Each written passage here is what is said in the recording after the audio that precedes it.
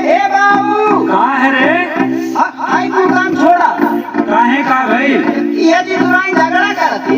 अरे तो तोर मेहरारू है जो समझाओ के ना बाबू हम ना जा नाते मारनी तू ही चला।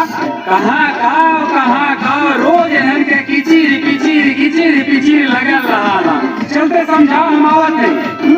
अच्छा बाबू काहे घरवा में धनी कलेश करेलू रोज काली औरी चंडी के भेष धरेलू लड़ू पूजा खाली हमारी कलेश करती।